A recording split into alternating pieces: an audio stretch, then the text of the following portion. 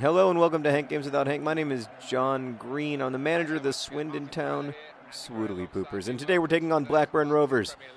Poor Blackburn, but we'll see how they do. The Swoodly Poopers have been on an insane run. Today I'm going to teach you how to choose a college. Lots of you upvoted that, asked me to talk about it, so yeah, here's how to choose a college. By the way, our referee's name is Hayden Pennyfeather. So British. Speaking of British, it's not raining.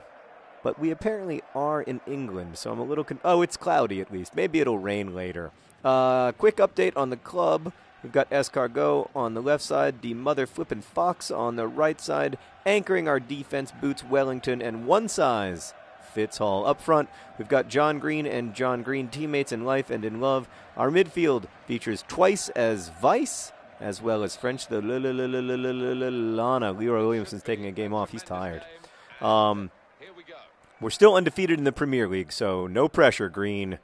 So, how do you choose a college? Well, it's a weird thing because particularly if you have, lots of people kind of, their college is chosen for them because their parents are like, you're going to the university that's in our state and the one that we can afford. And, that's fine. The first thing that I want to say is that if you are a motivated student, it is possible to get a very good education at a great many universities. In fact, it's possible to get a good education pretty much anywhere.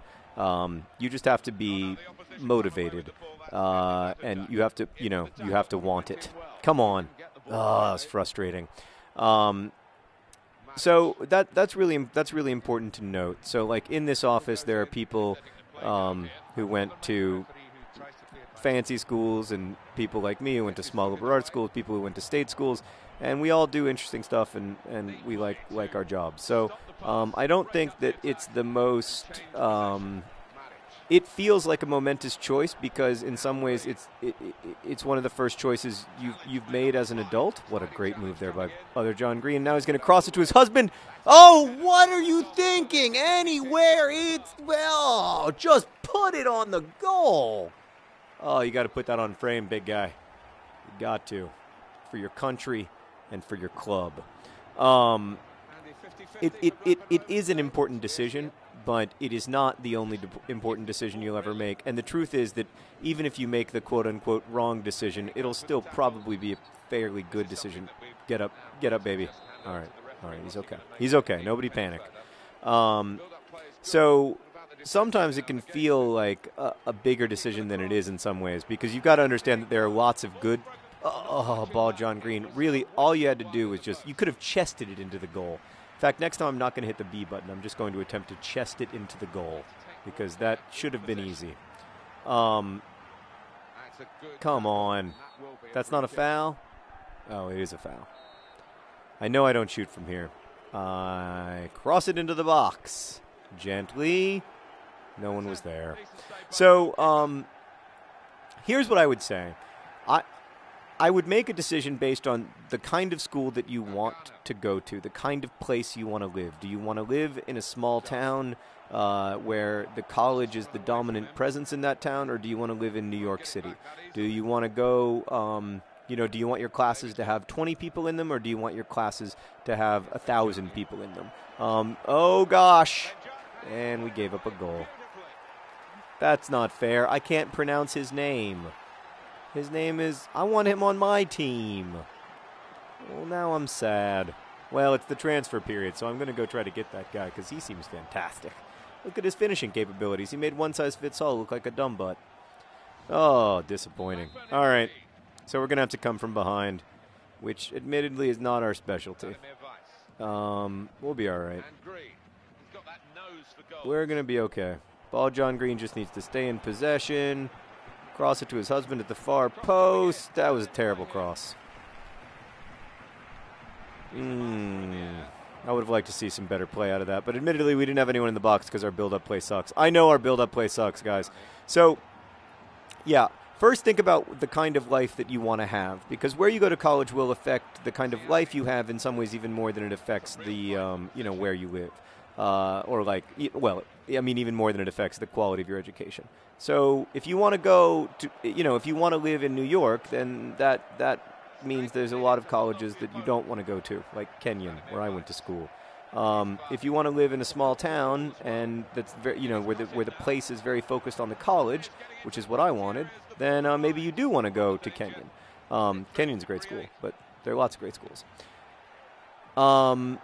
The second thing I would say is sometimes it can be frustrating that your friends get to go to fancy colleges and you don't because you don't have as much money. That's okay. It's better to graduate from college. If you're a highly motivated student and you're committed to doing well and you want to succeed, you're going to succeed. I really believe that. And, one size fits all, can't get it on the frame. Oh, our heading has left something to be desired this half. We're going to have a great second half against Blackburn. Kind of second half I want to see. Nice. What I love about Ball John Green is his raw strength. What I don't love about him is his crossing ability. But another chance for one-size-fits-all perhaps coming up to the front. Not a good ball in. And then what are we doing there? All right. So it can be frustrating because you want the best education possible, and there is some truth to this that you're going to get a better education, or at least you're going to have easier opportunities for a good education at a school that costs $50,000 if you go to Wellesley or Harvard or whatever. But you're also going to graduate with a lot of student loans. This does not apply to Europeans, who of course don't have student loans, or at least they're pretty minimal. I know that that's starting to change because your governments are looking at education costs and thinking that America seems like a good model. Well, let me tell you, it's not. But anyway, yeah. Oh, terrible cross. This whole game has just been disappointing. So you're going to have to make this decision that involves money, and you should consider money. You don't want to graduate from college with $100,000 in debt and feeling like you have to work in a certain kind of career right off the bat in order to pay your debt, and that ends up limiting your life in all kinds of ways that your life wouldn't necessarily be limited. That's not a foul. I was just trying to get him from behind and grab him by the waist and see what happened. That's not a foul. You don't want your life to be limited by financial concerns any more than you want it to be limited by lack of education. And so you have to balance those interests, and that is really hard. It's particularly hard to do when you're 18 and you don't really have a sense of what $100,000 is or how many years it's going to take to pay back. Because the problem is it's not actually $100,000. It's actually like $380,000 because you have to pay it back with interest over the course of 20 years or something. So that would be. I think you'll meet a lot of people who say that one shouldn't think about that stuff, but I think you should. I also think that college is worth it. A lot of people ask me that, is college worth it? And a lot of people claim that some majors aren't, quote-unquote, aren't worth it from a strictly financial perspective. But we do not live in a strictly financial world, and our lives are not defined by our economic output. At least my life isn't. Oh, come on. And I don't think that basing all of your decisions on maximizing your sort of personal GDP or whatever is a particularly good way of living your life. I think that it ignores the many things about being a well-informed, engaged citizen that make life the most fun. The reason I'm glad I read Jane Eyre in college is not because it got me a better job or helped me to write a novel or whatever. The reason I'm glad I read it is because it is fun to read good books with smart people, and I learned a lot from the experience.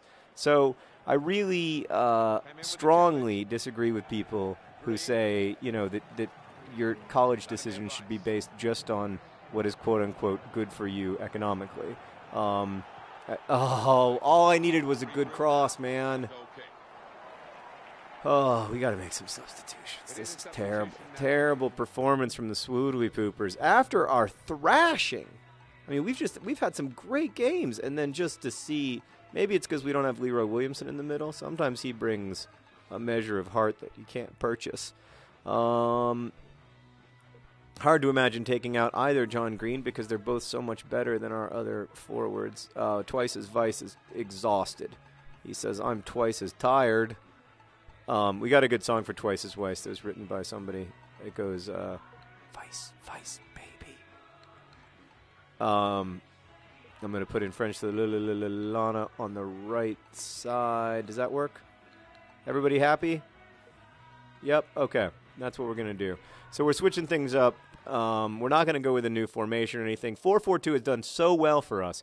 All the people who are like 4-2, 4-1-6, 4-2, or the people who are 4-3-3 people, all I can point to is our results with 4-4-2, which have been spectacular. I mean, just, spectacular. So don't get bummed out if you can't afford a college that you really want to go to, because college is a very small percentage of your life. And the truth is, while where you go to college matters, it helps you. I do think that it can help you get jobs. I think that, but the most important thing that it can do is help you learn how to think and help you learn what to think about, where to focus your, the tremendous parallel processing power of the human brain. And that stuff is important, and I don't deny its importance. The biggest thing that you can get a lot of that from wherever you go to college, and it's just a matter of you wanting it and seeking it out. Because the vast majority of time people spend in college, the truth is, they aren't reading Jane Eyre or Kant or doing calculus. They're drinking. And I think that's my sort of central disappointment with college, at least in the United States, is that it is not seen as this tremendous educational opportunity. It's seen as this opportunity to sort of take 4 years to relax into adulthood. Well, I don't happen to think that's a particularly good way to live your life. So that, I guess that's the other thing to consider is come on, from Leroy Williamson, no. Is it the kind of place that is known for partying, and are you the kind of person who really, that's what you enjoy? I'm not saying there's no role for social interaction or drinking in college. That would be ridiculous and quite hypocritical of me to say. But I just think making it the focus of your experience limits you in ways that end up being kind of sad, and you end up feeling rather like you wasted a pretty great opportunity. Oh, but look who didn't waste an opportunity in the 90th minute to bring in the draw. It's other John Green to ball John Green. John Green's ball, another John Green's. They're the best forwards that Swindon Town has ever seen. Look at Merrick pounding the ground. Our captain, our silent but deadly captain, pounding the ground in enthusiasm. You know that this streak of undefeated games means everything to the Swoodly Poopers, and we just barely preserved it. I didn't want to even mention the streak, but we are still undefeated in the Premier League. Who would have thought it? Now we just got to go and get a goal so we can win. Man, that might be asking too much. But just great stuff from the Swoodly Poopers. Really, really proud of the guys for that kind of performance. This is how we got to 6th place in the Premier League, was just never, ever giving up. I want to thank, by the way, that person who did a study of every goal the Swoodly Poopers have ever scored and what percentage of them occurred in the last 5 minutes of a game. That was pretty intense. Oh, this is a great game. Congratulations. This is an example of when a tie is a victory.